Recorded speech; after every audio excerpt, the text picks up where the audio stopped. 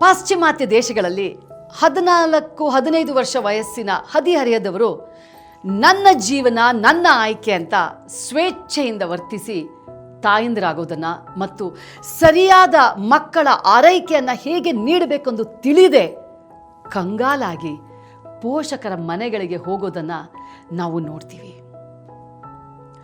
ಅಜಾಗರೂಕತೆ ಮತ್ತು ನಿರಾತಂಕದ ಜೀವನದಿಂದಾಗಿ 2 ಜೀವಗಳು ಬಲಿಯಾಗುತ್ತವೆ. ಹಾಗೆಯೇ ನನ್ನ ಜೀವನ ನನ್ನ ಆಯ್ಕೆ ಅಂದುಕೊಂಡೆ ಹದಿಹರೆಯದವರು ಮಾದಕ ದ್ರವ್ಯಗಳಿಗೆ ವ್ಯಸನೀಯವಾಗುವುದನ್ನು ಇಂದು ಪ್ರತಿಯೊಂದು ದೇಶ ಎದುರಿಸ್ತಿರುವಂಥ ಮತ್ತೊಂದು ಪ್ರಮುಖ ಸಮಸ್ಯೆಯಾಗಿದೆ. ಅಂತಹ ಯುವಕರು ಯುವತಿಯರು ಸಮಾಜ ಮತ್ತು ಅವರ ಕುಟುಂಬಗಳ ಮೇಲೆ ಹೊರೆಯಾಗ್ತಾ ಇದ್ದಾರೆ.